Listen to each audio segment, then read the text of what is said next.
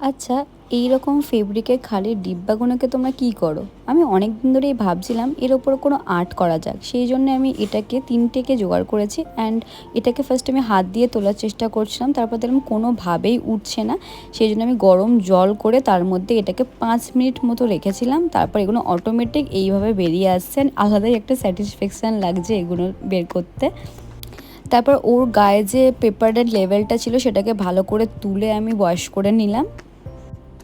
তারপর এটাকে ভালো করে ধুয়ে নিলাম, ভিতরে যা যা রং ছিল সবটাই। অ্যান্ড সেকেন্ডটাও আমি সেমভাবে একইভাবে বের করে নিলাম। তারপরে আমি এটাকে ফেব্রিক করেছিলাম, ফেব্রিক কালার দিয়ে এইভাবে ড্যাব ড্যাব করে আমি রঙগুলো করে নিয়েছিলাম। অ্যান্ড তার সাথে আমি এটার করার পর আমি ইয়েলো কালার আরেকটা ছিল, সেটাও আমি ইয়েলো কালার রং করছিলাম। মানে এটা ইয়েলো কালার ছিল না, হোয়াইটই ছিল, এর মধ্যে আমি ইয়েলো কালার রংটা করছিলাম।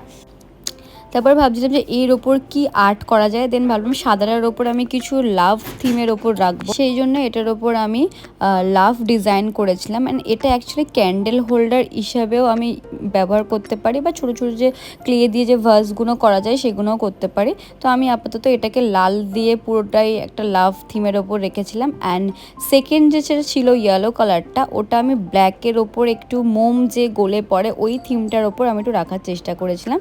তারপর দুটোকে কমপ্লিট করে আমি এখানে দড়ি, হোয়াইট কালার যে টুন দড়ি হয় সেগুলোকে দিয়ে ভালো করে বেঁধে নিয়েছিলাম। আর ভিতরের কোনো প্রিপারেশন নেওয়া হয়নি। ভিতরে আমি ক্যান্ডেল হোল্ডারও করতে পারি, বা এর মধ্যে আমি যে কোনো মাটি দিয়ে বা কোনো গাছ ফাছও লাগাতে পারি। কেমন লাগছে তোমরা বলো, আর যদি এই রকম ডিজাইন আরও দেখতে চাও তাহলে অবশ্যই কমেন্ট করো।